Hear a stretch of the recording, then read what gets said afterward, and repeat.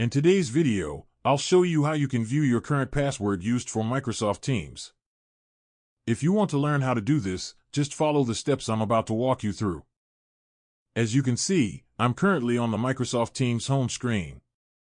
From here, go to the top right corner and click on your profile icon. When you click it, you'll see your profile information, such as your name, email address, status, and status message. Next, click on your Microsoft account. This will automatically open your web browser and sign you into your Microsoft account online. Now, to check your saved password, go to the top right corner of the browser and click the three dots. From the menu, select Passwords and Autofill, then click on Google Password Manager. Once you're on this page, you can scroll through the list or use the search bar to look for Microsoft.